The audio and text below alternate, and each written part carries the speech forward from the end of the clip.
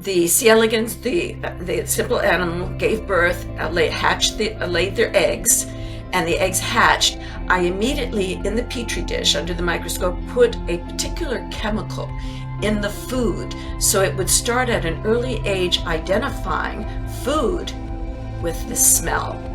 So I trained, and we worked weeks and weeks with hundreds and hundreds of these simple animals, training them from birth to go to the food with the chemical in it. So they remembered that. So when they became adults, we vitrified them. We put them in cryopreservation and brought them back to life and tested them in the petri dish and put the food in. I broke the dish in half, not broke it, but divided it. The food without that chemical and the food with the chemical. 99.999% of the simple animals went to the food where the chemical was to feed, rather than the food where there wasn't the chemical. So they remembered.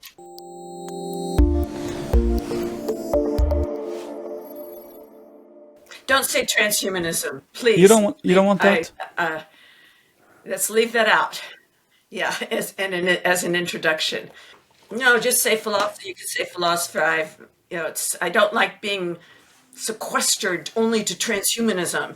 I created the manifesto. I helped create the movement, and now I moved on. I've evolved. I've grown. Yeah, and it's been bastardized and watered down so much that it's.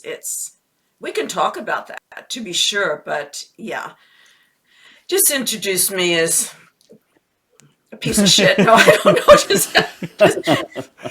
know. Yeah, we got some great I've been in content the here longevity already. field for 40 years, and I'm a scientist and philosopher and artist and all that stuff, so that's fine. Dr. Natasha Vita-More holds a PhD in media and art design from University of Plymouth with a dissertation on radical life extension. She's a professor emeritus at University of Advancing Technology in Tempe, Arizona. She's the president emeritus of Humanity Plus Incorporated. Her accomplishments have been significant across many fields, to mention but some. In 1982, Vita-More wrote the Transhumanist Manifesto, which was on board the Cassini-Huygens Saturn mission. In 1997, she designed the first whole-body prosthetic entitled Primo Posthuman, which depicted how a human might look in the future with technological enhancements such as color-changing skin. She's the co-editor and contributing author of The Transhumanist Reader, classical and contemporary essays on the science, technology, and philosophy of the human future. In 2014, together with Daniel Barranco from the Department of Cryobiology of the Spanish University of Sevilla, for the first time she proved that the use of cryonic technologies does not destroy the long-term memory of the simplest multicellular organisms.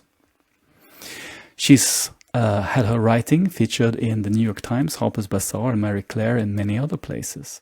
She lives since 2020 in Scottsdale, Arizona, with her husband, philosopher and futurist Max Moore. Welcome, Dr. Natasha Vita-More. Thank you very much, Patrick. It's great to see you and Peter. I'm very happy to be here.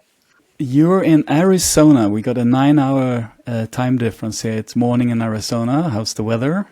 Beautiful. It's a beautiful summer day. The birds are chirping, the flowers are in bloom, and I love getting up early in the morning and going out into my garden and looking at everything and enjoying nature. Scottsdale, Arizona. What does that make you think of?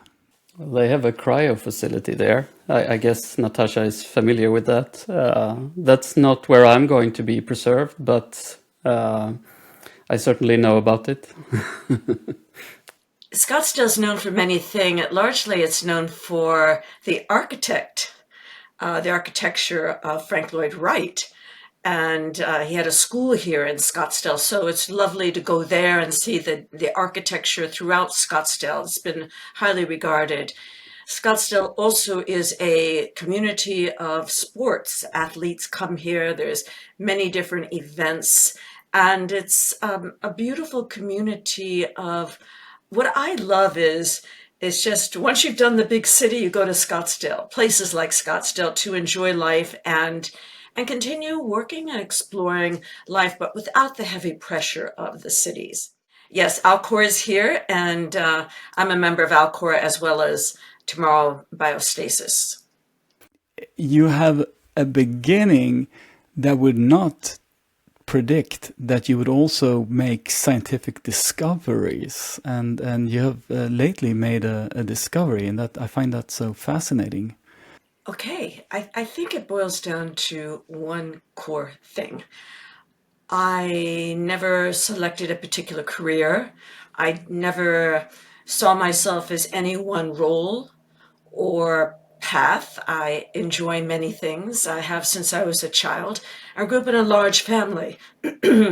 And it was an exciting time. Grew up in New York City and upstate New York, as well as on a ranch of 88 acres where my father brought all the children to explore nature and be a part of the world outside of museums and art galleries.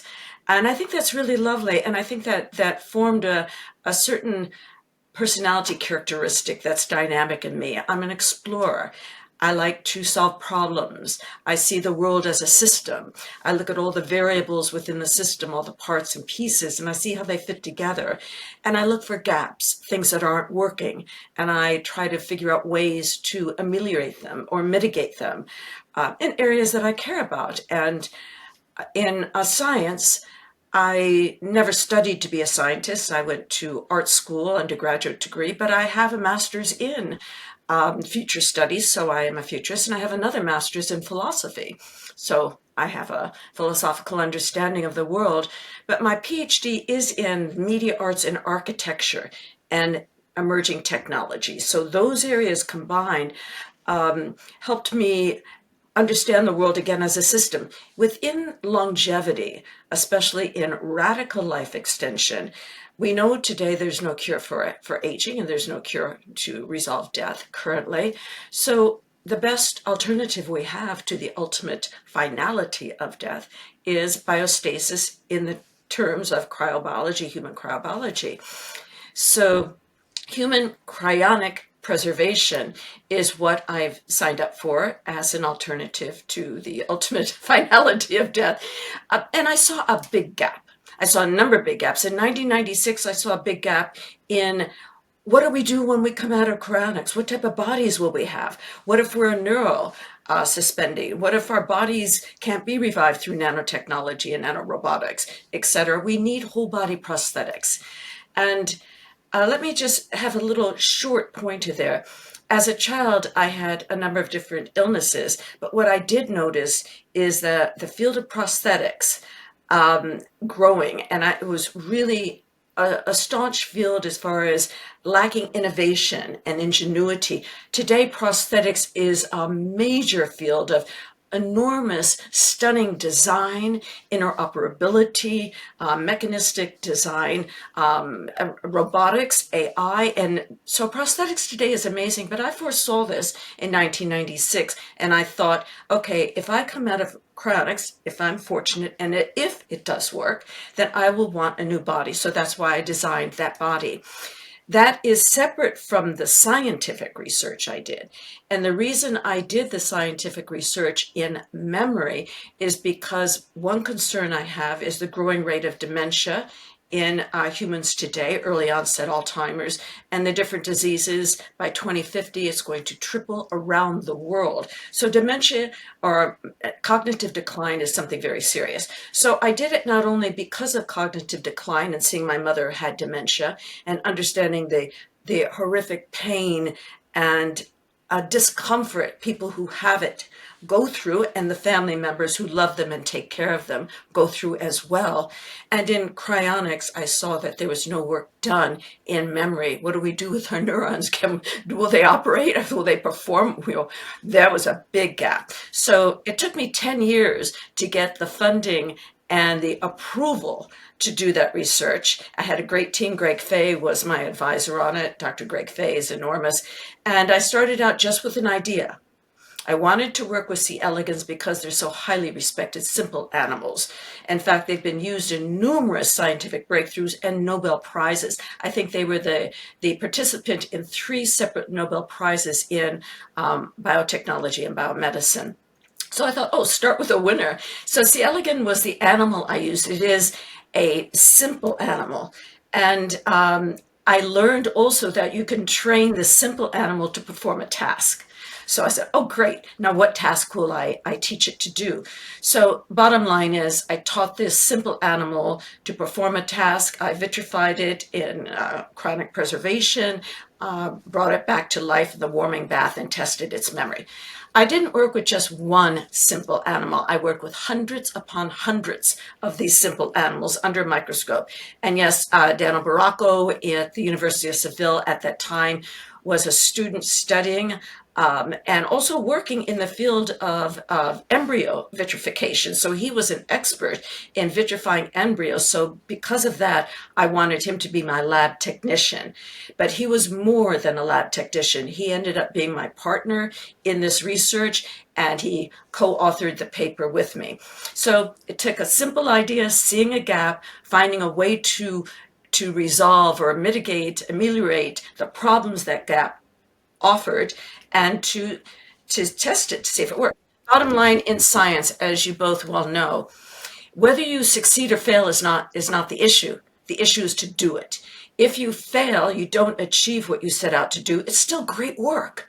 You can say, this doesn't work, so what can we do next? What's an alternative methodology or protocol in the scientific lab that we can do to resolve this?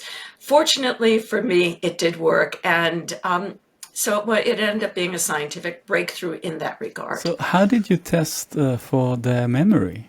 What I did is I trained these simple animals through the olfactory mechanism, meaning their sense of smell is really, really good. Maybe not as good as a dog's sense of smell, but really great sense of smell. And I know from my own studies that olfactory memory is very connected to cognitive memory. So we remember more readily through the sense of smell than anything else. So that was another reason I used the olfactory memory. And it was easy.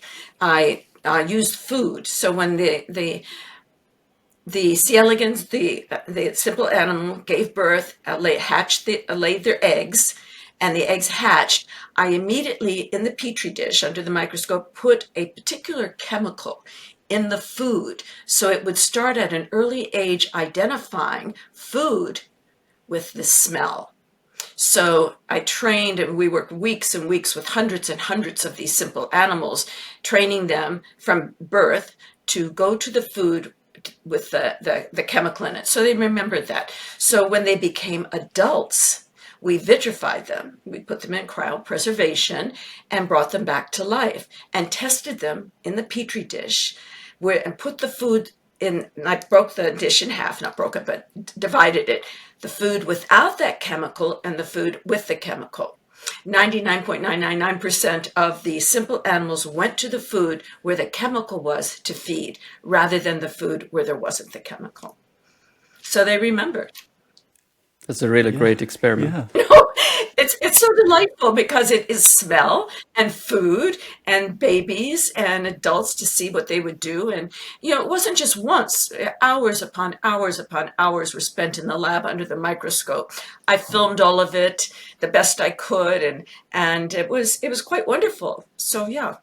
Was there a clear moment where you realized that, okay, yeah, they do remember this works?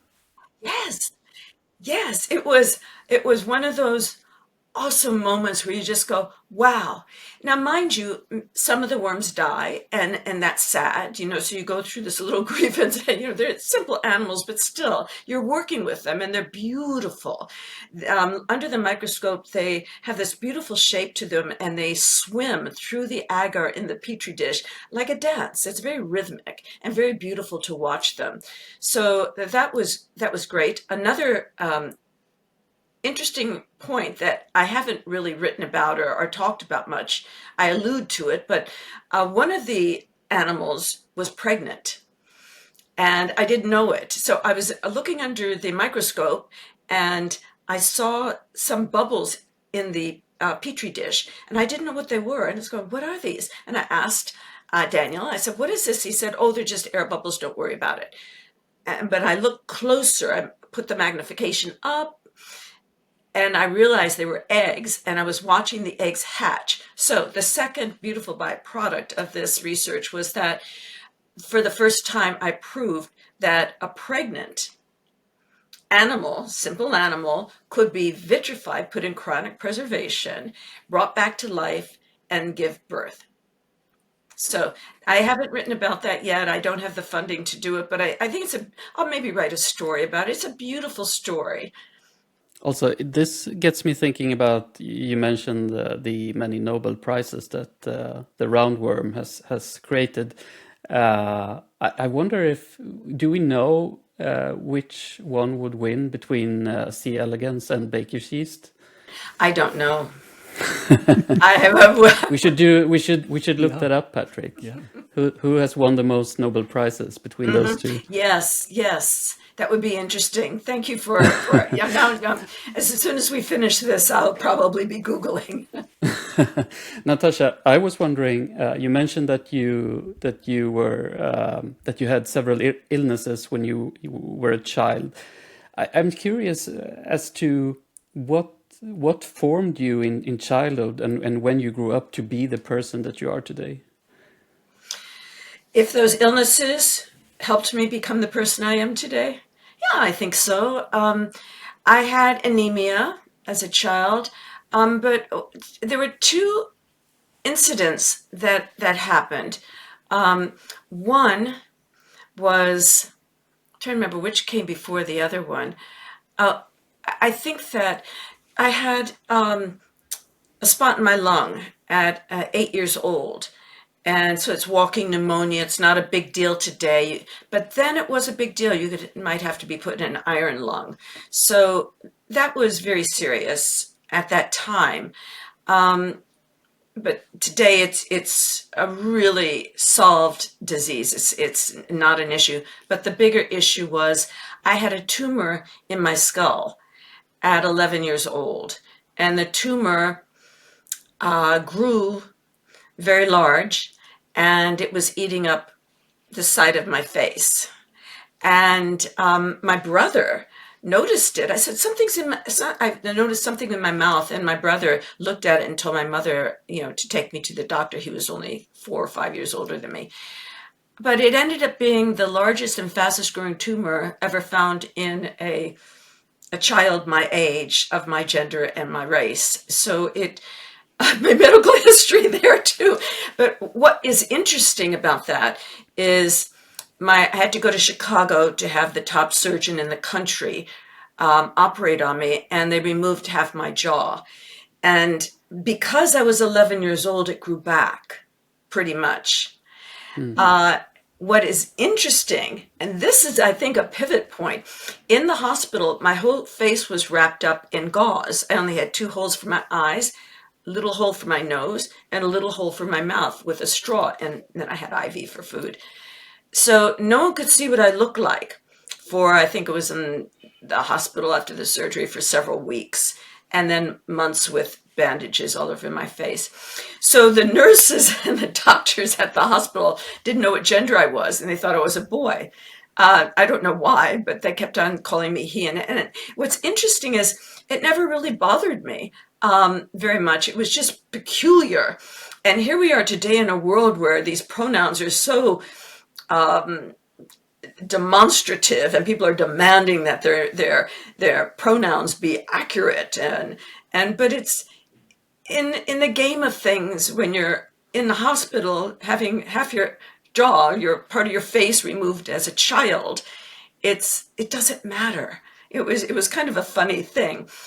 And so I think that's why I became very interested in prosthetics, because I had to go to my doctor every day after the surgery. We lived outside Chicago in Hinsdale. My father went from New York City to Chicago he was an art director in advertising and that field. And so then we had to go once a week and then once a month, but this went on for several years. The bottom line is what I noticed in the doctor's office in Chicago were so many deformities or malfunctions. I think malfunction is the more politically correct term to use today. I saw people with eyes where there weren't supposed to be, no noses, mouths over here, remarkable malformations of the body. And mine was minor. Because I was 11, that part of my skull grew back. I was very fortunate in that sense. But what I observed was the horrific malfunctions that the body can take. And I think that was another reason why I have always been interested in prosthetics and designed Primo Posthuman. Yeah, that's a fantastic, fantastic story.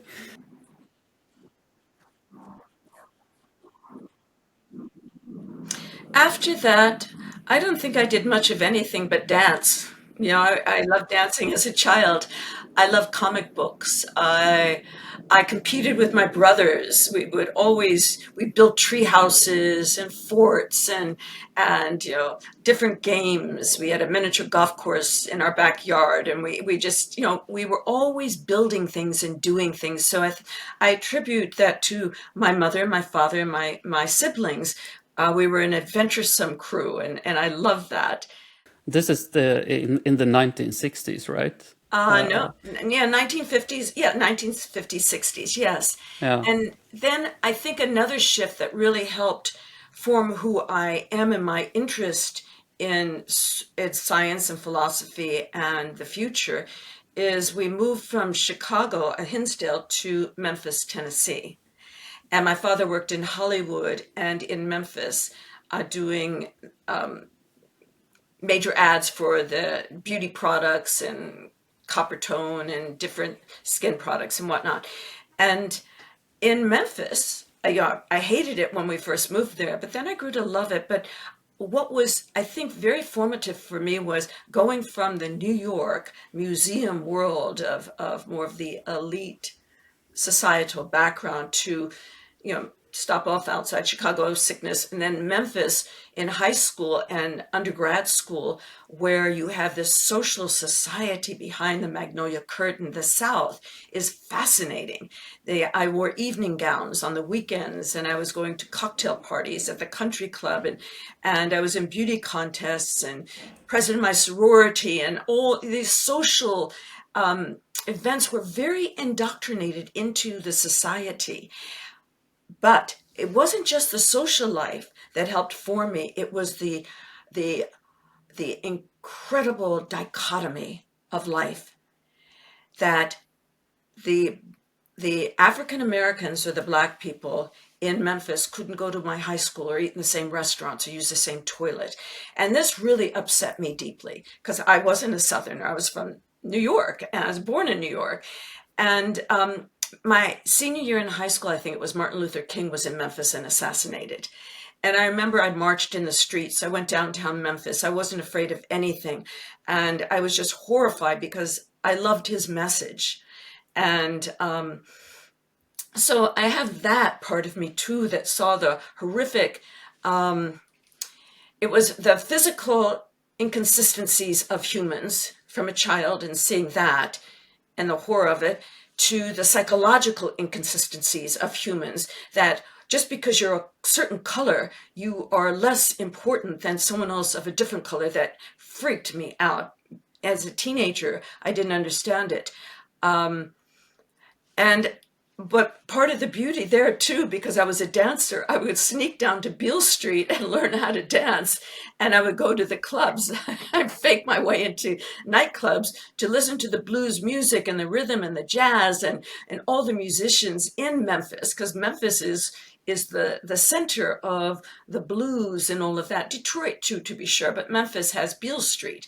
And I used to hang out there in high school.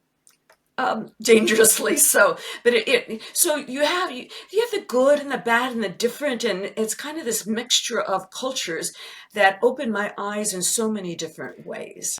because you at quite early age had seen so many different ways that you can be and live and so on, that open a kind of flexibility or a different eye. Yeah, I think so. And I didn't plan it. I wasn't like a brilliant genius go, okay, I'm going to plan these things. They just happened. Maybe if that happened to someone else, the eyes wouldn't have been open. But for some reason, I have a synthenasia and I'm a bit empathic. I'm very sensitive.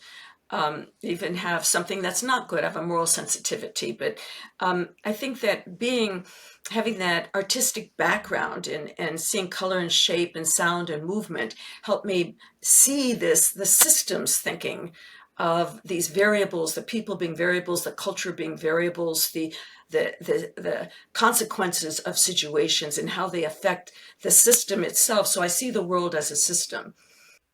And then, but then you turn towards the arts mostly, or and design, and Yeah, because I grew up, my father was, in advertising, and the arts was, as a girl, the arts were easy. Especially you either model and you either become a model or an actress, or you do the arts, or you get married. And I modeled a lot, but I'm petite, so I couldn't do runway, but I did, magazine or advertising modeling. But but the dance, really, I loved the dance, being a dancer.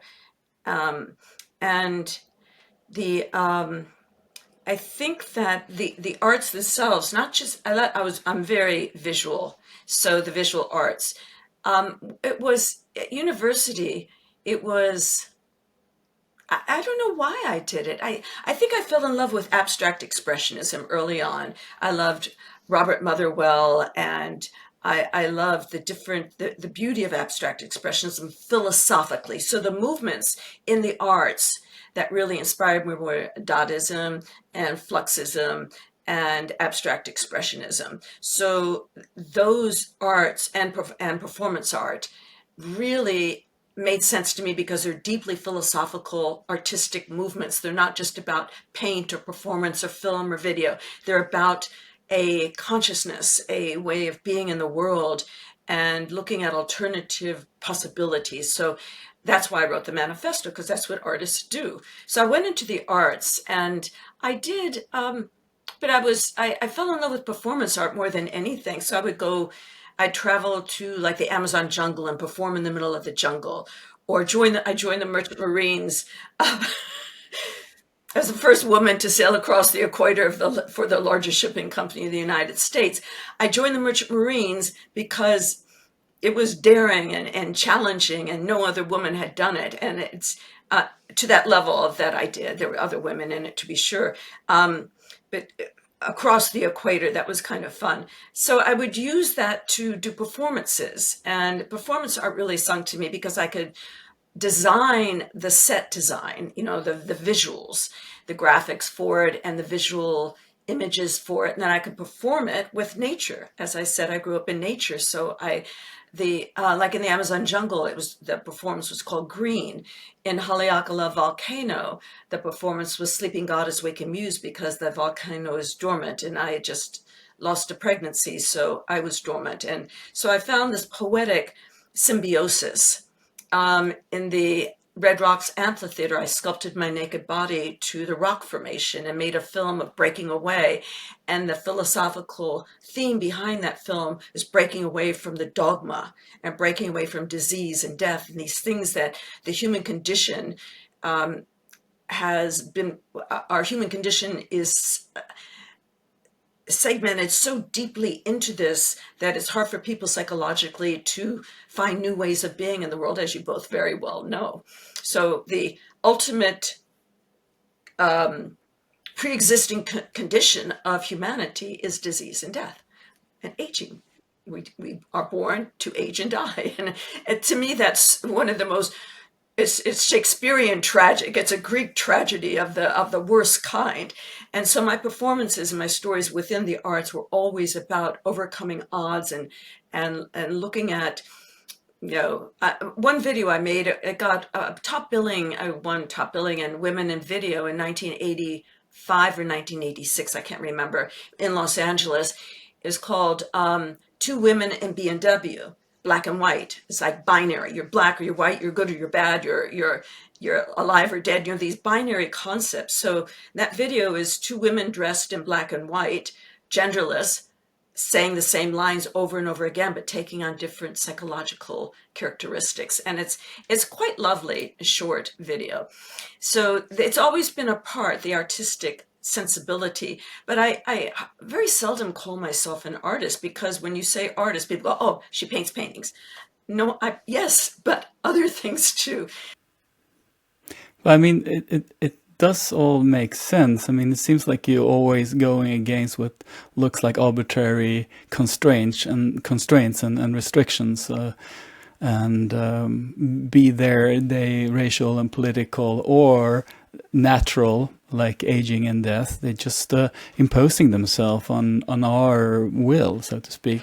Yes, the entropy of life. It's yes. I mean, why should that cancerous growth take over positive and human will and aspiration and innovation and creativity? I mean, it's really tragic. I mean, it's definitely that sense. I mean, what do these little pointless cancer cells have to do with a human being? Nothing really. Right. Right. And along with that, the psychology, negative thoughts. So many people suffering from depression today, or having, this political polarization and anger and yelling at each other because they don't agree with the political stance. Why are you wasting your brain cells on that? It's it's tragic. This episode of Levity is brought to you by Vitalism Foundation. Vitalism Foundation is a non-profit with a revolutionary mission to achieve unlimited lifespans in peak health. It's a community of action driven by vitalism, a new moral philosophy whose first tenet is that life and health are good, death is humanity's core problem, and aging its primary agent. They're one of the few groups that truly understand aging as the emergency that it is. Vitalism's goal is nothing short of monumental: to allocate 1% of global GDP to this project. It's ambitious, but it's exactly what's needed to tackle aging head-on. As a member of Vitalism, you'll get access to a private community, exclusive content, and invites to special conferences. Plus, you'll receive insider prices on longevity wellness services from Vitalism's mission-aligned partners. But more than that, you will be supporting a mission that's too important to leave to others to tackle. So you should really join us. Follow the link in the description below. For a limited time, you get 30% off forever. Just use the promo code LEVITY at checkout. Again, that's 30% off forever with the promo code LEVITY. Let's make a difference together. The first time I came across your name was when I was doing the research for my book, The Case Against Death, and my first thought, and it was I think it was in this book. You're featured in this book. Oh, beautiful. Oh, I remember the story Oh, behind really? that Great. book. Woo. Oh boy, is there a story to tell. It's called Age Plus, Humanity Plus, Transhumanism and its Critics. What is that story? And its critics. Okay. I was sitting in my study. I was teaching at the university here in Scottsdale, above the universities in Phoenix. I was sitting in my study and I picked up this journal I'd gotten, and it was by a professor at ASU, which we know is a really high-end school. It's one of the top schools in the United States. It beat out Harvard and MIT for being the most innovative school in 2022, I think, university, I should say. But it's really a good university. And they had a department where the department was teaching transhumanism. I didn't know anything about it. They never called me, but that's fine. It was interesting. So I was reading this article by this professor who was denouncing transhumanism, and in the journal, it wasn't her journal, it was about her. It had leading academics throughout the world, like N. Catherine Hales at University of California, Los Angeles, in the sociology department. Dan Ide, Andrew Pickering. It went into like looking at, it was a lot of espousing of Foucault and Baudrillard and Lacan and the postmodernists, very postmodernist. It was so postmodernist, rigid. And I was reading this and it was full of crap. It was full of really misconstruence, misinterpretation, misinformation, and a few ridiculous assumptions. So I called the editors, I picked up the phone, that's me, and I called the editors of this journal. It was called Meta-Nexus Journal. And I spoke to two gentlemen who were absolutely lovely. And I said that I'm so-and-so and such, and I read this, and I have to say, this is just awful. How could academics do this? They're supposed to have scholarship and a level of integrity and honorability in their respective fields. They're fucking lying. I didn't say that, but I said they're downright out intentionally spreading false information. And we had such a good talk. They said, we invite you to be our guest editor of our next journal. Your job will be to bring in authors who are experts in the topic, it was transhumanism, and counter these claims. Oh boy, I went to town. So I was the guest editor of the next journal. I think it was 3 to 6 months later. And I brought in, of course, Max Moore, I brought in Andrew Sandberg, of course, Nick Bostrom. I wanted James Hughes, but for some reason he didn't get my email. In Australia, Russell Blackford, Michael Latorre, really solid, accomplished thinkers within philosophy, technology, engineering, and social sciences, basically. And it did so well. They took apart, each one was given an essay. Oh, Martine Rothblatt, too, who's such a genius. And it was so good they turned it into a book. So if you read the beginning of the book, it'll say something about that original journal. But that's something, if you don't speak up when you see misinformation, all you'll do is be resentful and complain and walk up to people and complain about it. I'm a doer. When I see something and I see it's so unethical or so treacherously false, intentionally, it strikes a nerve in me. That's my moral sensitivity. It's so wrong. It's like if you watch someone beating someone else, you just can't stand there. You need to go help the person who's being beat up. So I felt like philosophy was being beat up by a bunch of academic assholes, basically, and I wanted to do something about it. I guess the postmodern angle, when they're that kind of postmodernist, is just seems to be very pessimistic, and they kind of frown on the notion of progress, and I guess they would see us at best as naive to think that the world could actually go in a positive direction. What you're saying is so true. Thank you for saying that. It's so brilliant because, bottom line, take away all the stuff, all the stories, everything, bottom line, it doesn't matter if the philosophy is transhumanism, if it's Sukumism, Stoicism, Socratic method, Confucianism, that ism doesn't matter. It's that that particular sentiment among any particular group of postmodernist academics, they are so sequestered to their ivory tower and so righteous or self-righteous that anything that shakes the ground underneath them, that would cause them to think or learn or change or adapt, no, they can't do it. It's just holding on to the past of Lacan and Baudrillard and Foucault, and not seeing the beauty of thinking beyond. In fact, the future is terrible. Technology is bad. We have to only think about the other. It's just it was too much. Where I've been thinking about the other since I was a child, and that's the whole reason why. And gender since a child, as I told you. So I worked it out in my head, thinking that what can resolve some of these conflicts that aren't new to the postmodernist rhetoric or the wokeness that we have today. It's been around for a long time. So rather than keep on perpetuating that same disdain, find solutions. Yeah. You're an inspiring person just because you do show that it's possible to go where your interest takes you, really, and not say, well, I'm more of an artsy type, so I shouldn't study worms or do science or anything like that. But rather, you follow, you have a basic instinct that you don't like these kind of arbitrary limitations. You don't like the black and white thinking. You don't like the Manichaean worldview that's so kind of rampant.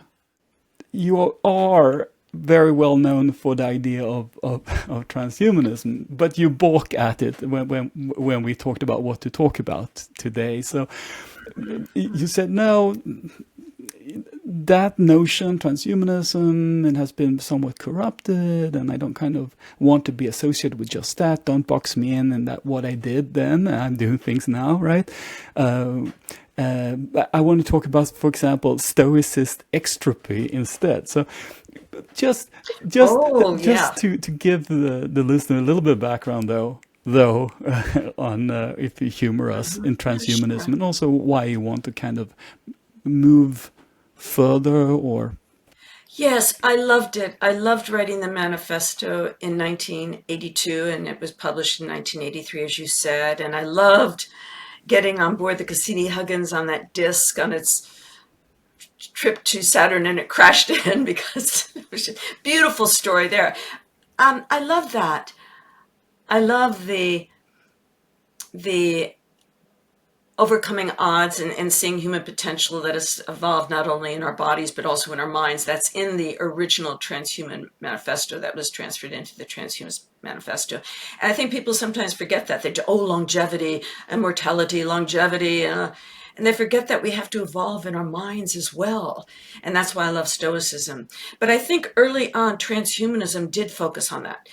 And what I love about transhumanism is that no one was isms. No one was, we're the best, we're the best. People weren't spending their time selling the product of transhumanism.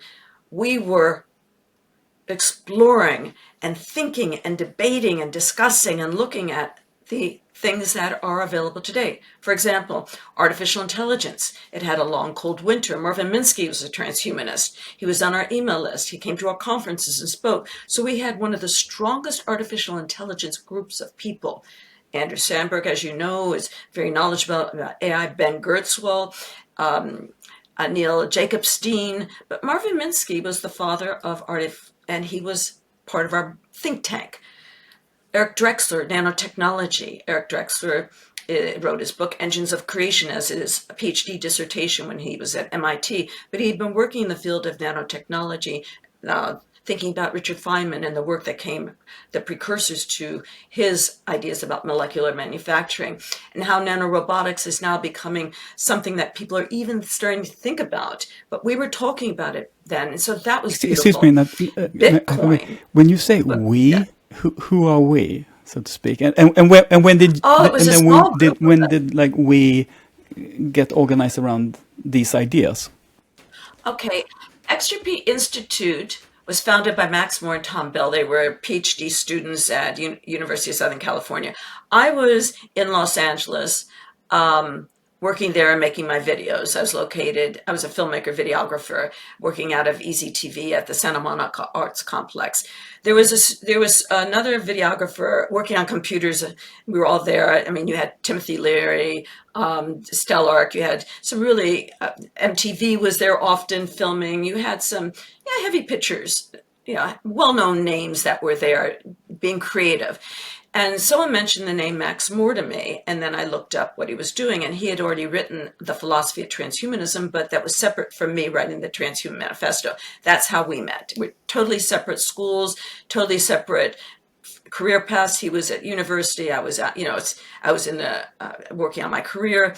So that was interesting. So the we was when Max created Extropy Institute for transhumanism and the philosophy of extropy, which is a separate philosophy, and we'll talk about that later. But Extropy Institute was the core of transhumanism, meaning we weren't, oh, no, vitalism, oh, let's create a new philosophy. It was more, let's talk about technology, let's talk about longevity, let's talk about the future. And part of that future was artificial intelligence, nanotechnology, looking at space exploration, looking at cryptocurrency, cybersecurity. The World Wide Web was available then, but we didn't have the internet yet. So an email list was created by one of the genius computer scientists in Silicon Valley.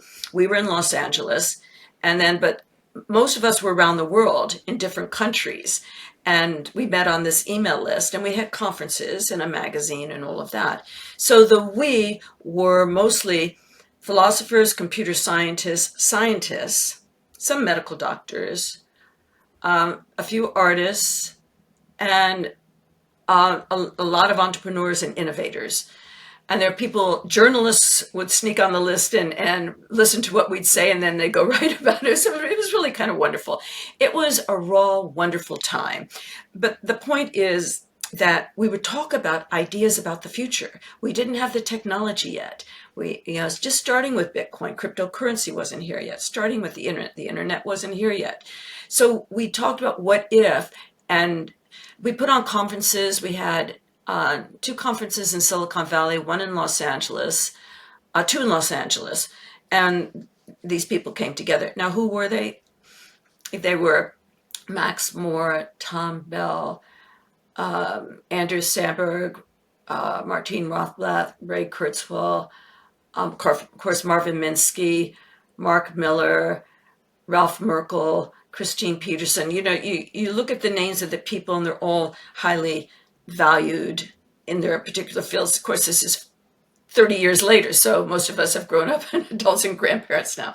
But it was exciting times. So that's where it generated. So the we were those people who would come to the conferences and meet on the email list. That was our nexus.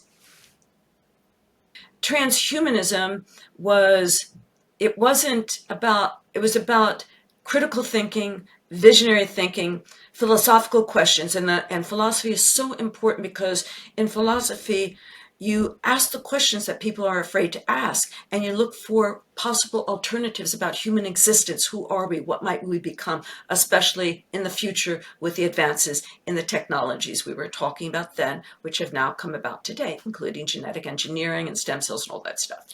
Okay, so that was why it was a think tank. Today, people, over the past decade or two, the term transhumanism has gotten watered down, meaning it doesn't have that rigorous critical thinking. I think that's the important thing. Number 2, it has been used as a headliner to get attention because it became a famous philosophy. It was called the world's most dangerous idea, and people love that. So when I think it was Francis Fukuyama or Leon Kass, I can't remember, called it the world's most dangerous idea, that brought in a lot of publicity. We already had a lot of press, so getting press and being written about or being documented in films and videos, that was normal for us, but we just ignored it because we were focused on the future. It wasn't a fame game like it is today. No one wanted to be an influencer. We didn't care about that or having followers. That was not why we were doing it. We were doing it because we were thinkers. We all had an aptitude to understand what is going on, systems thinking, to look critically at the advances in technology and science, and to project with foresight what the alternatives are, what are the good things, what some of the bad things, what could happen, what can we do to steer in the direction of success rather than demise. So transhumanism got watered down. The critical thinking aspect of it got diluted. It became more of a fan-based thing. And a lot of articles were written about it with extremism in there. They want to live forever, or they want to upload into a machine and leave their bodies behind. They don't care about the planet. They're all rich, elitist, Silicon Valley billionaires. None of that was true. That was all hyperbole. In fact, 2 years ago, I wrote something, it's online, and I'm sure you both like to read it if you haven't. It's called Transhumanism Affirmation. And I brought about 5 or 6 people that are, good thinkers to edit it and look at what I wrote. And I think I stand by that. It's taking a lot of the journalistic. I love journalism, so it's Peter. It's not anything about that. But when you get into hyperbole and kind of clickbait, so transhumanism became clickbait for people looking to go, oh, they all want to be transsexuals, or they all want to upload and leave their body, or they're going to take over the world because they're all rich billionaires. All this stuff was extreme hyperbole. So I wanted to face that head on. So I wrote the Transhumanism Affirmation. The beauty of transhumanism that I love, and it's near and dear to me, is the core elements that I mentioned: the critical thinking, the visionary thinking, the foresight, the what can we do to make this better sensibility, and of course the vision of technology. Bitcoin came out of transhumanism. I mean, come on. I mean, it was really very cool. So today, I don't want to be known for that, because then I get associated with all the hyperbole, and I'm too much of a critical thinker and a very pragmatic thinker to be associated with that and for clickbait. And I'm not interested in followers. I'm not interested in claim I own a company to sell products. It's not my thing. I think maybe if you look outside from the outside in, and you hear about the transhumanist movement, you might see that as a coherent group with somewhat aligned values. But you mean that there's been sort of a conflict within the transhumanism movement, if we should call it that, where the original group, so to speak, frown upon how that has been brought into the next generation. Sandberg really cares. Yeah, I don't know if Nick Bostrom cares. Max does. I do, because we were there. We were in the trenches. I think that there's a couple of different transhumanist groups that call themselves transhumanist groups that are promoting certain views that are not core to transhumanism. So I think that's important to note. And there are a couple of authors who call themselves transhumanists who espouse a particular view to get attention that has nothing to do with transhumanism. So that's where a discrepancy comes. And philosophy is a beautiful thing, to maneuver it in ways that are unethical or biased or prejudiced, or it defeats the whole purpose of philosophy. So I think that I'm still a transhumanist and I still love it, but there's no transhumanist group I associate with other than Humanity Plus, because it does a lot of educational volunteer work. And that's why I love Humanity Plus. But there's no other transhumanist group I would associate with. The philosophy of extropy is a transhumanist philosophy, but it's more aligned with Stoicism and more Socratic method, and more with Aristotle's eudaimonia. And it's more about virtue ethics and questioning and learning and growing, and the extropian principles, or the principles of extropy as a philosophy, I think hold the greatest value. And if transhumanism could, I think people just call themselves transhumanists. They don't even know what it is. And I think it's a calling card too. I don't know. I don't know. I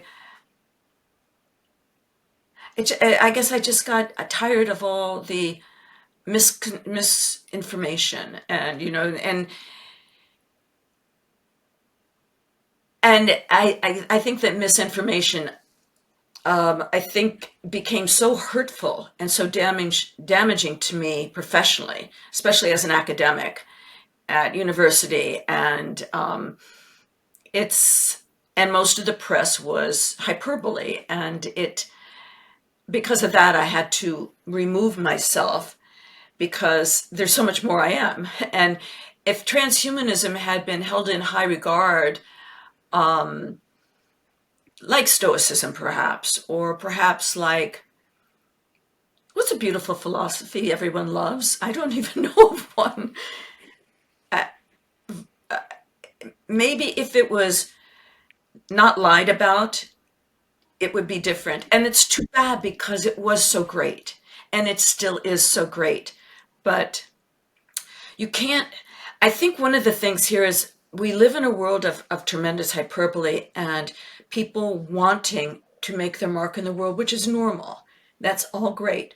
But I think people fudge their resumes a little bit or claim more than what they actually achieve, and or just want to be boasting. I think that we live in a world, Andy Warhol said it some years ago, the 15 minutes of fame has been a clickbait, or what, switch right or left or whatever. People want to be seen at every conference or heard or be a speaker here and a speaker there. And they're giving the same talks over and over and over again. And that is anti-transhumanist. Or exaggerating your accomplishments. That there's some that's not good manners. It's just unethical, or it lacks integrity. And the core of transhumanism is to face your shadow or face yourself and all your foibles and idiosyncratic behaviors. We make mistakes every day. I know I do. To face it and go, I could improve. What can I do?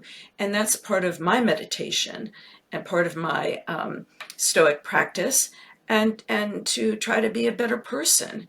But I very rarely today hear people within the movement saying they want to be better people, or to learn how to maybe change behaviors. Or the only time I hear it is about longevity and lifestyle.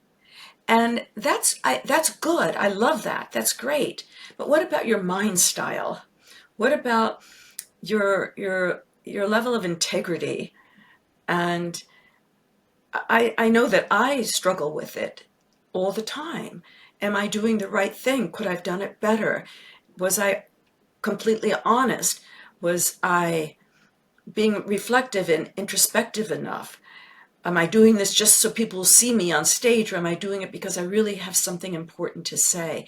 And that type of reflection I see is missing. I think, though, when I think of transhumanism, I think that, well, it's a progressive modernist view of humanity. And we think, well, we can improve, and we're on a trajectory towards becoming better, also morally, of course, but we live longer, we're stronger, we're smarter, etc.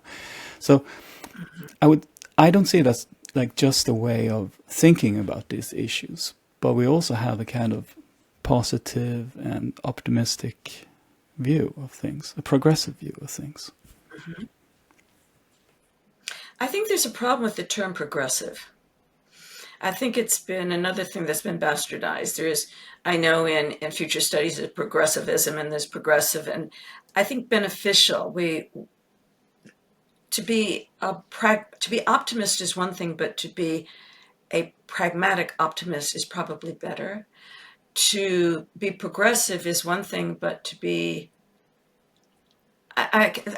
progressive, like there's the techno-progressive, that's a political view within transhumanism I do not agree with. It's very utilitarian, which I do not agree with. I'm more someone who supports virtue ethics and a Stoicism perspective.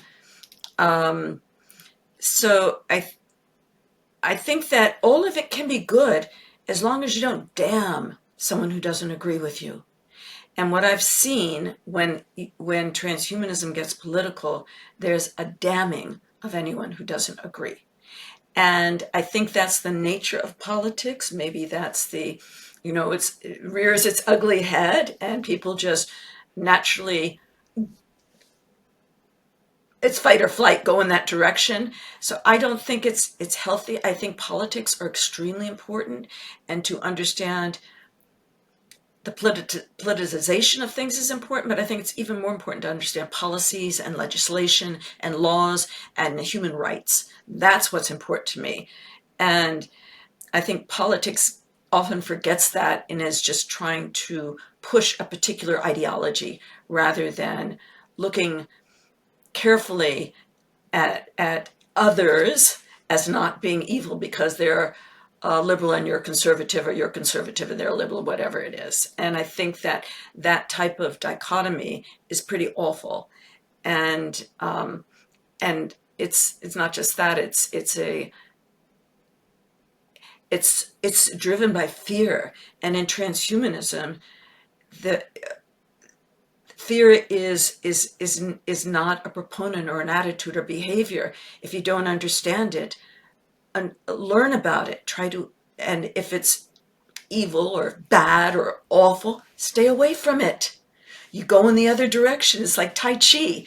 And in longevity, we talk about this a lot. Why surround yourself with people who are negative or jealous of you or envious or want to do you harm, or those who are just with you because they want to be associated with someone who has a little bit of notoriety or prestige or something? And it doesn't work. It never works. It always backfires. So the core of transhumanists that I remember, that wasn't part of it. It wasn't necessary. People were first place holders in their ideas, and maybe that's the difference. If you're around first place holders or primary sources of knowledge, you don't have that fear syndrome or these other attributes, human behaviors that we all have, that we ought to be healthy, put aside or contemplate separately, but don't express them all the time.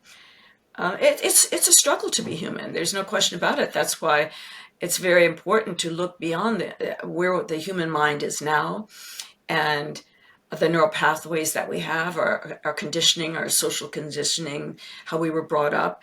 And I think that psychology could really serve humanity very strongly today, through helping us take on challenges and not to find the easy way out. And I think that a lot of the currents, and especially postmodernist rhetoric, and a lot of the currents with progressivism, is to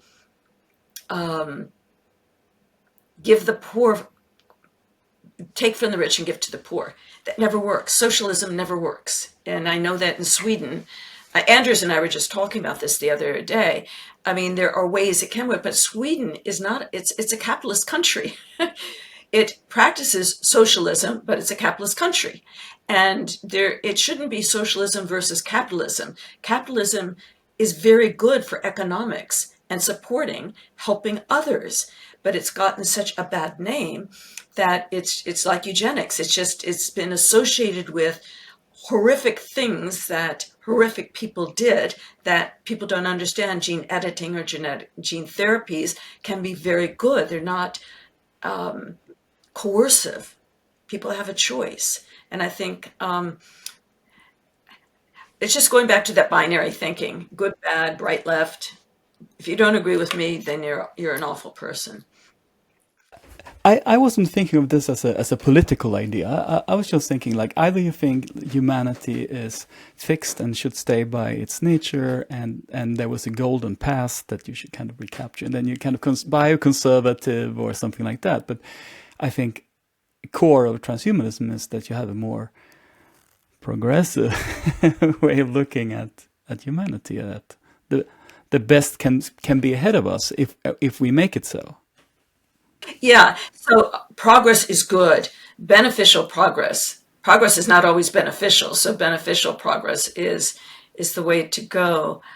That's the thing with words. In terms, they take on nuances based on, if you're talking from psychology to philosophy to politics to the arts, whatever. Yeah. I'm intrigued by the stoicism that's coming in here, because, like, part of what we understand them as saying is that we should kind of follow nature, right? Or no, I don't think so necessarily. I think that It's more about changing what you can change and understanding what you can't change. I think that's the core message. If you can't change something, be introspective and recognize that you can't change it. And that's okay. Don't spin your wheels or keep on doing everything, every machination, every attempt to try to change something that can't be changed. Create something new. There's a conference in Austin, Texas, I was at a few years ago, and it was called Voice and Exit. And I think it was very stoic, based on Stoicism, because voice your vision and then leave. Let it grow. Change what you can change and be vocal, or do something about it. Make a mark. Even if it's a tiny little thing, do something to contribute to that change. But if it's something you can't change, leave it and move on. And I think that's the core message of Stoicism that I love, and it's a hard one for me. I mean, there's people and things that I would love to see change. So maybe we could be better friends, or or I could be better, or whatever. But some things you can't change. I'm 5 feet 3.5 inches tall. I can't change that. That's the way it is. I would love to be 6 feet tall. Believe me, I can't change it. So why should I spend my days worried that I'm petite? The first thing I agree with. I mean, if you talk about other humans, I mean that's one of the things that we constantly bash our heads in the wall to try to change other humans, and we can't really. But the other thing, that you can't change your height. I mean, coming from the transhumanism movement, I guess you could change your height, no? No, I cannot. I could have my bones in my legs sawed off and have fake bones put in and add a couple of inches and go through hell, pain and suffering to do it, but that's really stupid to do. And spend a couple $100,000, and it probably wouldn't work anyway, and then they'd get an infection. No, today, tomorrow, yes, I could design a new body for myself where I would be 6 feet tall if that's what I choose, or 4 feet tall. I don't know. Maybe being short will be in 100 years from now, and people who are 4 feet tall or 3 feet tall will be considered the elegant and the high aesthetics. And people who are tall will be looked at as sloppy or something, or who knows. But I was using that as an example. I can't change that.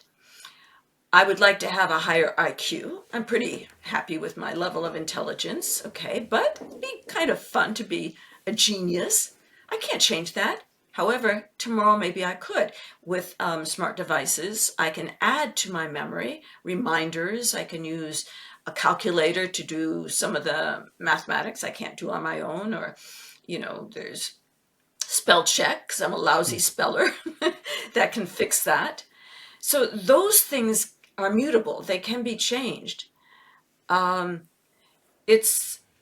think that when people have a psychosis, for example, maybe deep, deep depression or schizophrenia, and they've taken as many pharmaceuticals to help the chemistry of the brain to at least ameliorate a lot of the discomfort and pain to a degree.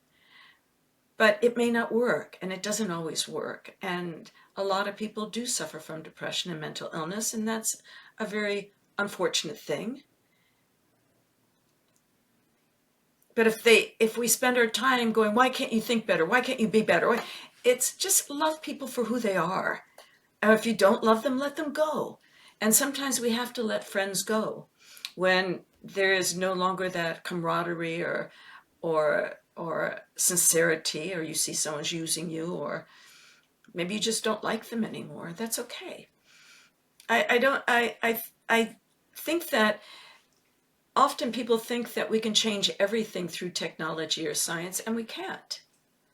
The sun rises and sets. That's the way it is. And it better be that way because we live on planet Earth. And if it didn't, we'd be in a hell of a lot of trouble really fast. So I think that part of the gravity of the problems that we face that we want to change but cannot is that we wish we could, so we spend our time hoping and wishing rather than doing what we can to do the best with what we've got. And I think that that's a level of humility I often find missing when people want to have a lot of cosmetic surgery or breast implants or butt implants or bicep implants or fake their resumes to make it look like they've got a PhD and they don't, or they've did this and that and the other thing. They do that because they're insecure. And so the deeper problem is that what is that insecurity about? Why? Because each person has the capability of being a beautiful, wonderful being. But we want to be the other person because they have so much more money or they're so much more attractive or they're so much more successful. And this is nothing new. I mean, you read Shakespeare. Most of Shakespeare's stories are about envy and trying to change the circumstances. Just think of how more fulfilling life would be if we just accept where we are and just do the best we can on a daily basis. So when we're talking about longevity, going back to that, because the core of everything we're talking about is longevity, and my work within the science, the industry, and the movement of longevity, I'm very committed to it, and that's where most of my work is on a daily basis. And in the science, my scientific research, but I also look at how I practice longevity, what I do with my own body at my age. I can't change my age, not now, and so I have to look at the entropy in my own body, the degeneration of cellular structures and what's going on, and do the best that I can to preserve it for as long as possible. So my longevity practice is one thing. In the industry, I pay attention to where the investments are, what people are working on, and I look very carefully. Here's another area of hyperbole and exaggeration of, oh, we have immortality today. No, we don't. We have cures. And I've done a bit of research in looking at labels on foods and different statements in marketing. Scientifically proven doesn't mean that it is really scientifically proven. So you have to look at the wording on a lot of the advertising. And in the movement, looking at the enthusiasm in the growing movement of longevity, and that it's gone into this really nomadic type of cyber cryptocurrency movement of people traveling to conferences and events that last for weeks and months on end in different areas of the world. And there's a certain joyousness there and beauty there that I really love to see and admire and I respect, but I have to realize it's not my community and it's not my thing. At my particular stage in life, it's not what I need to do, nor is it what I want to do. So I think it's okay to realize the different stages of life and to be supportive of new changes but to help try to be a good grandparent or a good parent in a way, I suppose, and to when I see things that take away from the value of it, I do my best to be as personable as possible to say something. I just wrote a chapter for a book, and the book is on longevity policies, etc. And my chapter is called "The Evolving Lexicon of Longevity," and I've broken it down into those three areas: the scientific field, the industry or business of longevity, and the movement itself, and looked at the terminology and the philosophy within that. And said one of the problems that we do have in the field of longevity are terms being used inconsistently. What's health span, what's lifespan, what's maximum lifespan, what's life expectancy, all these different terms that often get misused or crossed over. I think it's really important that we have a clear understanding of words and terms and what is possible. And I think one of the things there is when people in the movement saying we're going to solve aging or and we want to solve aging, yes, but we don't have a cure for it today. we know that epigenetics is really important, and I think that's one of the greatest breakthroughs of the past decade. Because remember when we were told our DNA was our blueprint, and your DNA is who you are. We are our DNA. And so we were all hopping to 23andMe to get our DNA decoded on even on that very basic level of 23andMe. And you thought if you have a gene, you got the gene, and what are you going to do? Now we know that our lifestyle practices can affect if and when those genes are turned on or not. And that is a major breakthrough. So longevity has gone from the ivory tower of a scientific and all this stuff up there down into each person can practice on a daily basis how to live as healthy as possible for their particular biological and chemical makeup. That is major. I think the example with epigenetic changes and so on, that an example of how hard it can be to know what we can change and not change. And I like the way you put it. I can't change that, and then you say, not yet. Not yet. And I think that's the thing to always, that's the progressive aspect of you, that is that optimist, but it's being a pragmatic optimist or rational optimist. It's not going, oh, we're going to live forever and we'll solve it and everything's great. No, things are not always great. We have to learn how to deal with life's awfulness and the challenges and the daily crap that we all have to deal with, whether it's waiting on hold or getting an AI assistant chatbot on when you're calling your bank and you're sitting there and what's your name again? Sometimes things don't work well. So we have to temper some of the faults with technology, knowing that it's what we've got. And when we all get sick, I mean, most of us get sick with something at least once a year. We all go through something. To temper it the best we can and not play victim to our illnesses, to maybe be a little bit more, to share knowledge about it and just let our friends know when we're sick and all of that, but not use it as a calling card to get attention. And I think the same with mental illness and depression. Almost everyone suffers on some degree from some form of mental, I don't know if it's unhappiness or discomfort. Let's just say discomfort, whatever it is. And just do your best.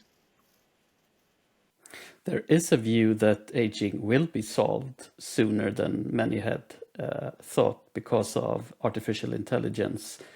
And as you follow both of these areas close, how do you view that? I mean, I should say that most aging biologists don't support that idea, but maybe people in the AI community who doesn't understand the complexities of aging do. What's your view on that? I think AI is crucial and essential. First off, it's just common sense. There's so much information, so much data. It's impossible to sort through it. And AI is helping with that and can do better and better and better. So we'll find where the breakdown is in the cellular structure, in the chemistry, in the communication between the cellular structures and the membranes and all the data that's flowing and the chemical reactions. So that's a big, complex stew. I think AI can really, really help. But that doesn't solve aging. It's going to let us know what's going on and when something's starting to happen and the degree to which it's happening and maybe how to slow it down or prevent it. I think nanorobotics will be essential. I think that the issue of aging, and let's just call it aging. Okay, the issue of aging, because aging causes death. Okay, so let's just say aging. Not age. I don't mind being 75. There's nothing wrong with age. I won't mind being 125, but it's the aging, it's the deterioration of our cellular structure, our biological system. That is a problem. That is aging, not age. Okay, so I think nanorobotics is going to be incredible when little nano machines can go into our bodies and do repair on a 24/7 basis, just nonstop. in an injection, in a nose spray, in an eye strip, in a pill, whatever we take it as a skin transdermal rub on, and then we'll pee it out or poop it out or blow it out or cry it out or something. So they will be able to go into our bodies and constantly repair. I think we're going to have to merge with that, just very similar to how we merge with our mitochondria. We evolved with mitochondria. Mitochondria, for your audience, is our ATP. It's the energy in our bodies. And our humanness, as humans, we wouldn't exist without the mitochondria. Doesn't have the same DNA as humans. We coexist together. Again, it's ATP, the energy in our body. So we evolved together. I think we're at a stage we're going to have to evolve together with a new agency, and that would be nanorobotics. So those nanorobots will act like the mitochondria for energy, but the nanorobots will be the cleanup system. We've got the energy, now we need the cleanup system to go in and work and repair, and I guess it'd be the first aid or whatever we would call it, and to revive, regenerate, and restore our cellular system as biological beings. So we'll merge. We won't be exclusively biological, just like right now we're not exclusively Homo sapiens sapiens. We're Homo sapiens sapiens with mitochondria. We will evolve to Homo sapiens sapiens with nanorobotics.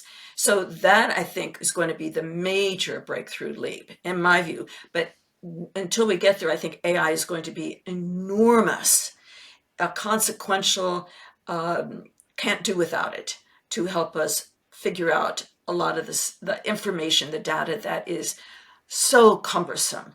It's just a roadblock. We just can't get anywhere. It's just too much stuff all the time. So I think that, and yes, I think eventually we will solve the aging process, but that doesn't mean we'll solve death. Death is not exclusively linked to aging. You can go out in the street and be hit by a truck.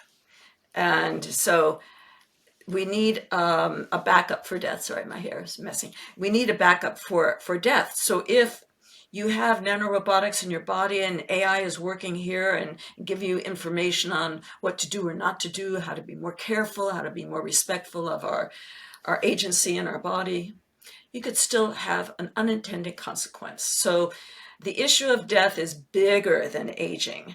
And so you need a backup. So when are we going to start backing ourselves up? And this has been something I've just at wit's end about for decades now. We back up our computer, I back up the generator in my car. I do, why aren't we backing up our brains on a daily basis, nonstop? So we don't have the tools to do that, unfortunately, but we do have a little bit of backup. My mother created scrapbooks for me. I remember when I turned, I think, 21, she gave me a series of scrapbooks of all my relatives going back to ancestors. They came up from Germany and my family in New York. And it's a wonderful scrapbook, and I often look through it. And I've kept scrapbooks for years. Most people keep images on their phone or their emails. So we have backups of stuff, but it's not our agency. It's not our consciousness. I think it is so important and that's another reason why I did the memory project, because seeing that dementia's on the rise, having experienced my mother's dementia and thinking about biostasis and the need for the brain to hold those neurological synapses and the information in the neurons that are short and long-term memory and working memory. So we have the uploading or whole brain emulation has been around for a long time in science fiction and in computer science. And then, of course, there's the Neuralink and other groups that are looking at patients with quadriplegics, paralyzed and can't move their limbs, how to work with their brain. So there's enormous advances in neurological integration with brain-computer interfaces. So that is amazing, but it's not backing up our brains still. So there's the conundrum. Yeah, it's interesting because now I feel like we've gone the whole circle around here, because we talked about the problem with the word progressive, and this too many people would feel very, very progressive, what you're saying now. I think that what Patrick was talking about, this is very progressive for most people. And also that it's interesting to hear you talk about accepting things that you can't change, all the while having this amazing vision of what we actually might be able to change. So how do you align those different... Do you think I wake up in the middle of the night, like there's one side of me that's like, oh, you can't change it. Oh, you will. I'm more than anything, I'm a very pragmatic person. Yeah. The future is unknown. No one knows when we will solve aging. No one will know how the alternative to death will be developed, what tools or science. No one knows in what ways AI is going to become AGI or SAI. It may be LLMs, probably not, but we don't know. This is unknown. So there's a lot of prognostication and theoretical projections or predictions being made. Yeah, they're good to read about. They're interesting and think about, and who knows what will happen. We don't know, but any one of them could be true, or maybe a combination of them, or maybe none of them. How I deal with the uncertainty and unknown is that I do know that the future is going to change. That's a given. The future always changes. It's not going to be the same as it is right now. I don't know how. I can assume and I can theorize on it and philosophize on it and develop stories on it, but I don't know. I can just project. If I don't accept where I am today, how I am today, as what I am today, then that would lead to insanity. Incredible discomfort, incredible unease, incredible unhappiness, and I choose not to do that. By accepting who I am, that I have many flaws, that I try to improve on a daily basis, that I am the age I am, that I live where I live, I do what I do, and try to make it the best I can, is the ultimate transhumanist, stoicist, virtue ethics approach. It's probably the wisest thing to do.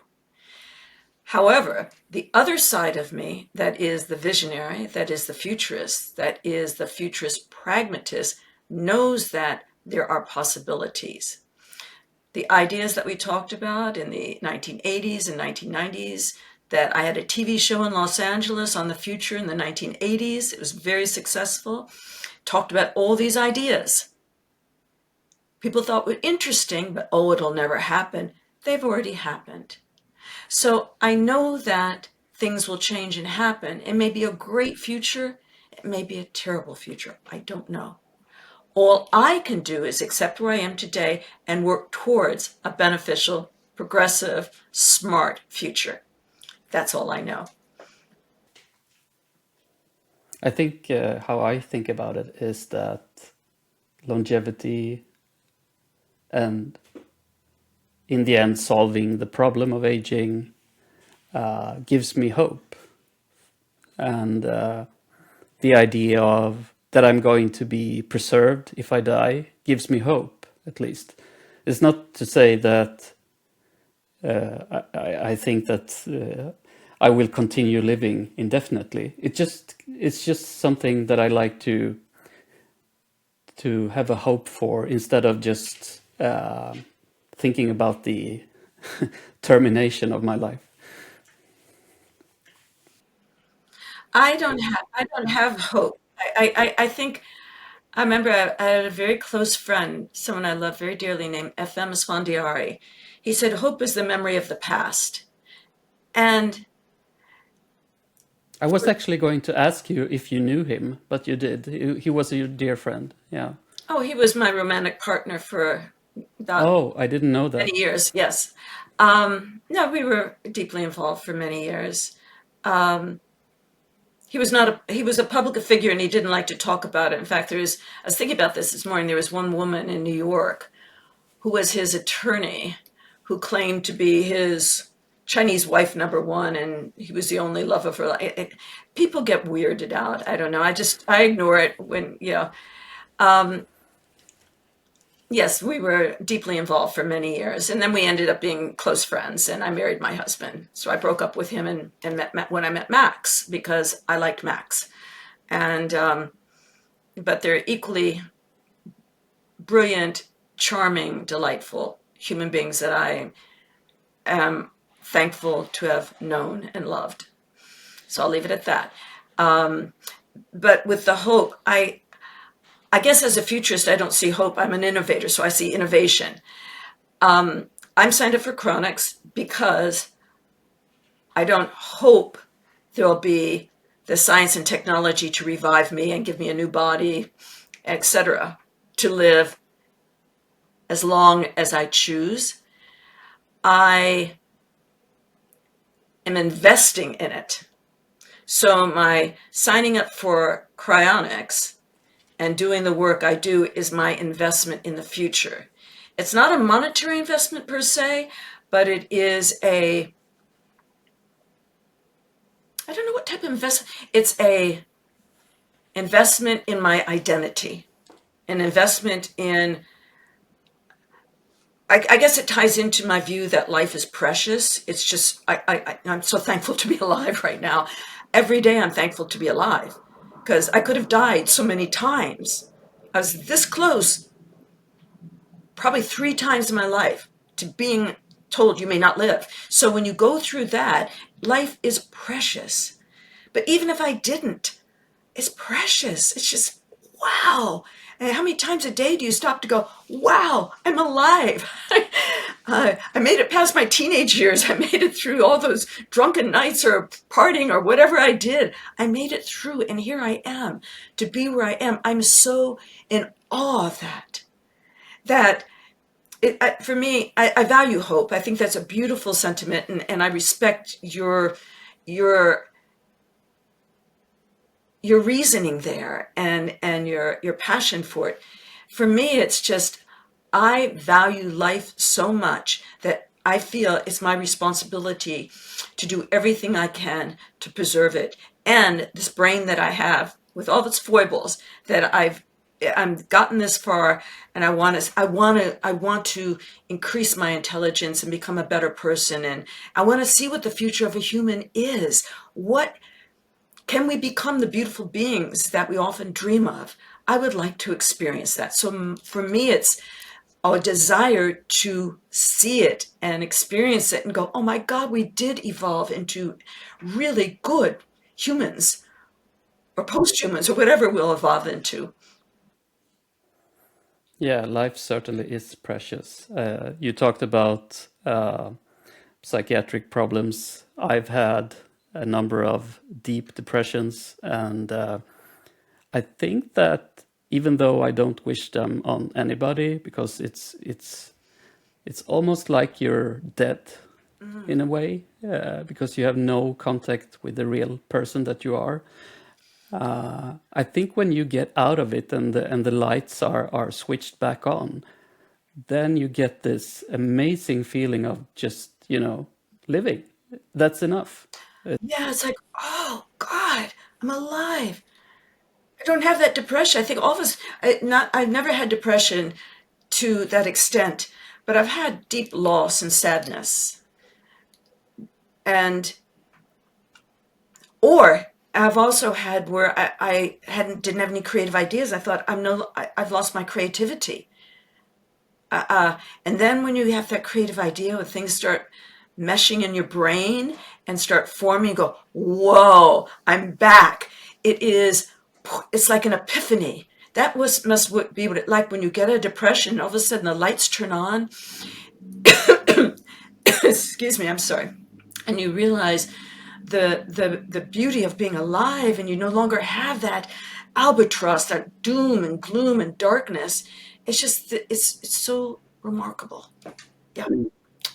Yeah. I think that, yeah. I mean, It is. that's a sentiment, Peter's sentiment. The appreciation of life is something we share, of course, and that's why we have this podcast, I think. Well, I tell you one thing about your podcast. It is so remarkably sincere, and you've given me an opportunity to just be real without any pre stuff. I think we need more of this where we just talk and share our feelings. And yeah, our feelings, it's just not feelings versus intelligence. It's no, the feelings are based on experience, and experience is based on a certain cognitive determination to do something or not. And the experiences we have, they're the architecture of our feelings. And we need to talk more, and I love it. Thank you. Yeah, thank you.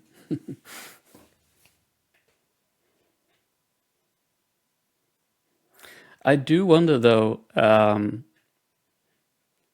you were born in 1950, so you celebrated your 75th birthday on February 22, I think.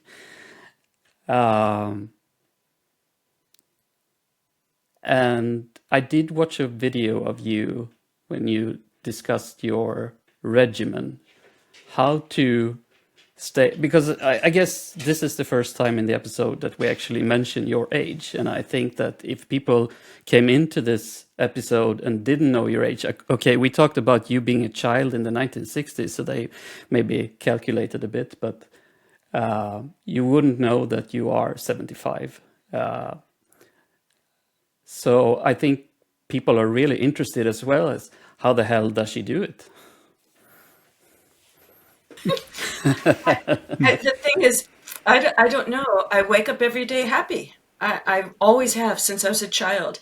I wake up and I just want to greet the day. And even if I don't feel well, I still greet the day. I go out in the yard, I have a ritual. I do my meditation. I look at my plants. I do all my landscaping. I have at every house we've had. I love landscaping architecture. And I have my two big dogs, and I love being with them. They make me very happy. And then if I'm lazy, I don't want to do anything today, I'll just watch romantic comedies or a thriller or something. I'm a workaholic, so I'm a goal-oriented person. I have things to do that I check off, but within that, it's hard aging and being athletic. It's very hard because I have back pain and it's not very pleasant. And I still do Pilates. I go to the gym. I do my regimen. I studied 3.5 years at the Yoga College of India. And so I did that. And so I was really, really good at yoga. And I studied transcendental meditation. I got my certificate in it. So the TM is really, really good. I love it. It's something I've practiced since I was 18 years old. I love sports. I love downhill skiing. I skied the longest and steepest slope in North America, and I love that. I can't do that anymore, but I love that. I have the memory so solid.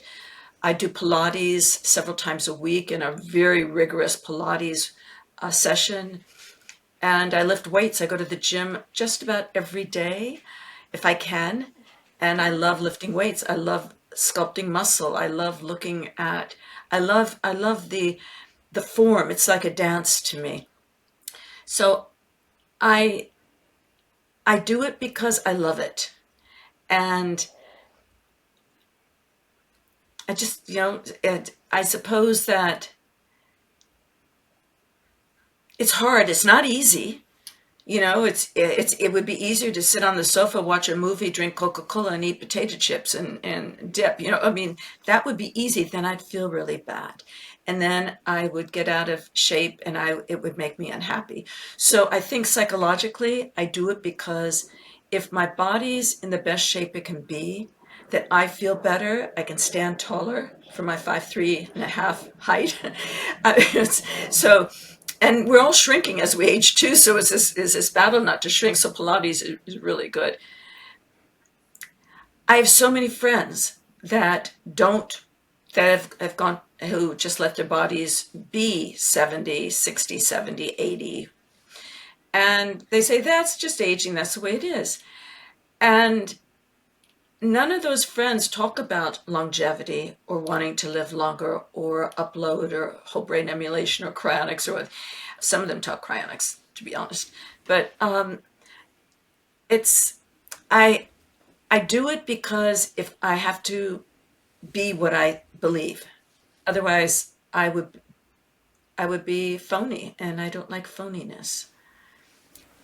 I saw an interview you did, and also you showed some of your, day-to-day routines and regimens, and the comments were extremely inspired. They were very inspired by seeing you, let's say, not succumb to giving up on your body, so to speak. Yeah, well, I tell you something.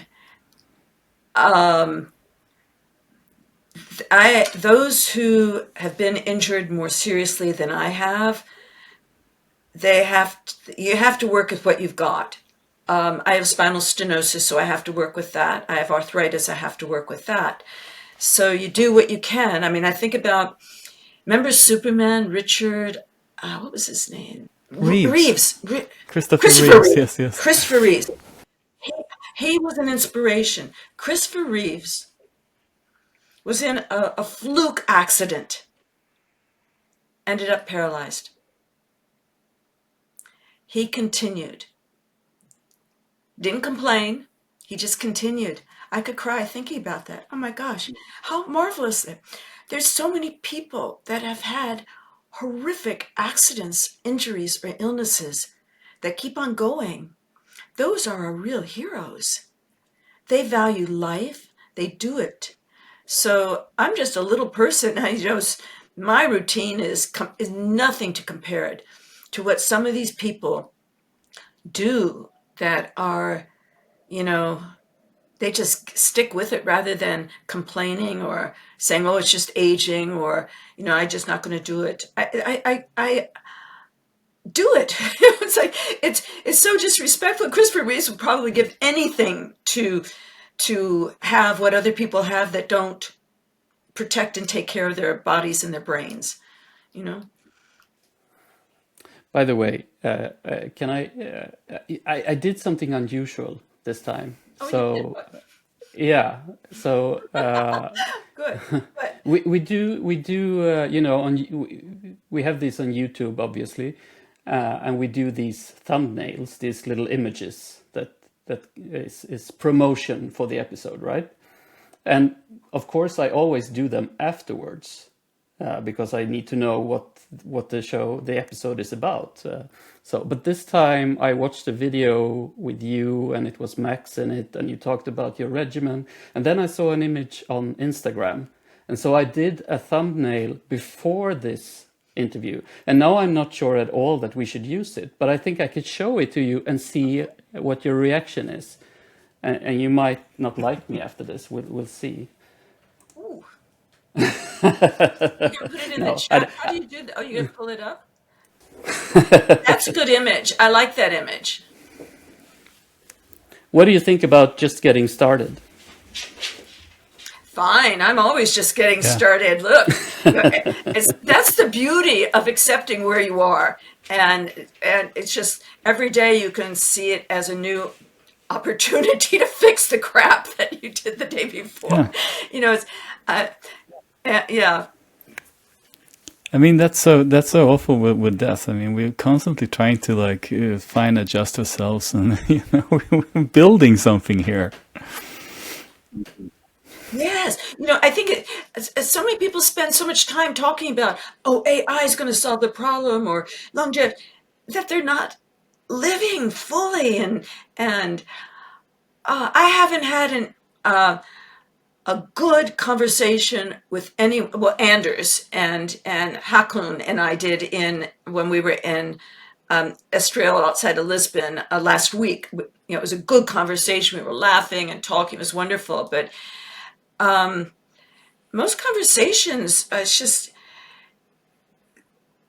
it's how to get followers. I don't know. It's how to sell a product, or someone's pitching. And I love idea of pitching, but oh gosh, how do we be better people on a daily basis? How can we be more supportive of each other? How can, how do we tell each other what we need and get support? I wish the longevity community had more of that and less we're solving aging or we're pitching innovations.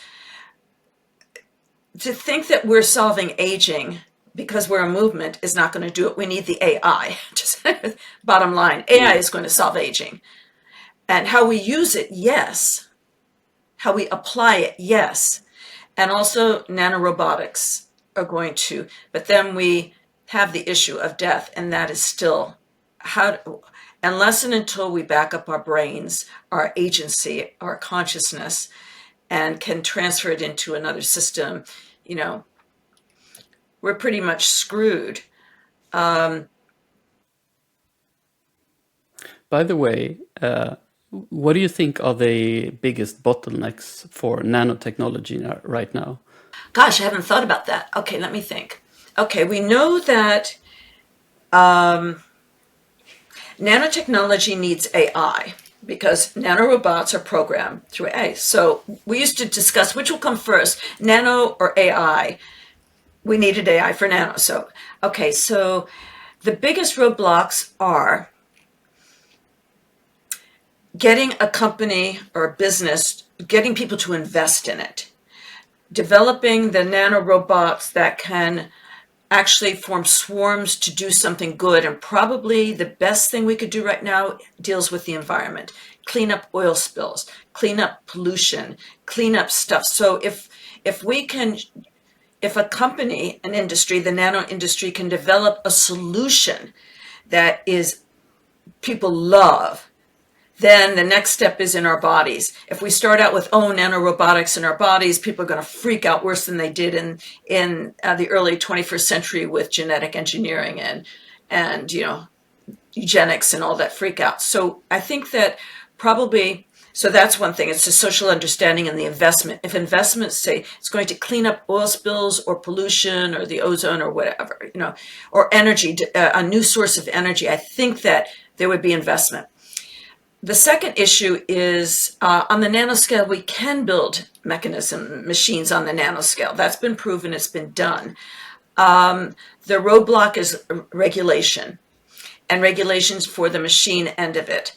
The vision that Eric Drexler had in Engines of Creation is still one of my favorite visions of all time. Robert Freitas, are you familiar with Robert Freitas? He wrote the book, I'm looking at it in my bookcase, Nanomedicine. Maybe. He wrote Nanomedicine in 2000. It was published because he sent it to me for my birthday. I remember that. So he just came out with another book. I think it's a year or two ago. I designed the cover of it. It's called Cryostasis Revival. I'm looking at it in the book. Okay, it's an incredible book. It goes into enormous detail about building nanorobotics. So I highly suggest that. It's outside it's too complex on the mathematical level for me to understand verbatim, but I understand the concept, of course. Conceptually, it makes absolute sense. Mathematically, I'm lost. So the roadblocks is we haven't shown a need for it. And certainly it's not going to find a need in the longevity industry quite yet. But if a need could be shown in something that people are very emotional about and impassioned about, which is the environment, I think that molecular manufacturing will be a shoe-in. I think the future of nanotechnology, molecular manufacturing, will be one of the biggest paradigmatic shifts in society since fire. More so than the Industrial Revolution, because molecular manufacturing will take away the haves and the have-nots. Anyone can have it. It can rebuild itself at any moment. Come apart, build something else. It'll be on you know how Amazon now prints books on demand with great concept? nanotechnology and the molecular manufacturing will be product on demand. You need it, print it. And that will take away this whole inequality within humanity and social systems of the haves and the have-nots. And all of that. It'll be a thing of the past. And that I hope to be around long enough to witness. So roadblocks, I think it's the investment. Longevity had that roadblock. If you want to do a comparison, getting people to invest in anti-aging outside of cosmetics and products that say, oh, put this cream on, you'll look 30 years younger, which is all bullshit. It took a lot to get people to invest in longevity. It took CRISPR-Cas9. It took stem cells not being a moratorium against them in the United States. I don't know about in Sweden and other countries, but you couldn't do them here because embryonic stem cells are pluripotent. Now we can build them pretty much. So I think that there's this bioethicist albatross that keeps people from wanting to invest. But like with longevity, as soon as it's shown that there is a potential solution, it's a shoo-in. That's just my view. I don't know how accurate I am. I'm not an economist. I think we're keeping you from your breakfast now, right? I know, but I love talking to you guys. So, I should get to. I was to going work. to say one, if there's something you want to announce or anything you want to say or add, and two, Okay. do you have a couple of yes. books, 3 books or so, perhaps you want to recommend? Okay, yeah, I remember you asking that. All right, I'll do the 3 books and then I'll talk about myself. The 3 books are my favorite. I just mentioned one, Eric Drexler, Engines of Creation. Excellent book. It's not new. It's been around for a long time. Another book that I absolutely love is Carl Sagan. His book, Demon Haunted World, Science as a Candle in the Dark. Beautiful book about myths, mythology, and lore that influences people and keeps us from aspiring to the unknown, keeps us afraid. The myths that, like demon haunted world, our world is haunted by the demons of myths and religious lore, etc. Can't do this, or something bad's going to happen. So that book is really good. There's so many other books. I have a bookcase, hundreds of books here, but I think the next book I'd have to recommend is my own, The Transhumanist Reader. I think that for anyone interested in the future, it's a really good book because it's not just about philosophy. It's about the different ideas and approaches to the future that we would like to be part of. Okay, now for me, what I'm working on, I have this project I'm doing, and it's called H plus AI project. So it's a human plus AI project. And it's on my website, and it's a project. Let me see if I can tell you something about it. Where I speak to people specifically about humans merging with AI. And I'll just read to you, if I may, what it is in the description here. From the frontiers of longevity science and artificial intelligence to the mysteries of neuroscience and the philosophical underpinnings of what it means to be human, to the visionary thinking and the arts, each project promises a thought-provoking journey. Let's create a future that's not just smarter and more creative, but more humane. And the goal of that sums up what I do. It's integrating visual and performing arts, science, and philosophy. And the goal is to create a practice that explores meaning, structure, and transformation.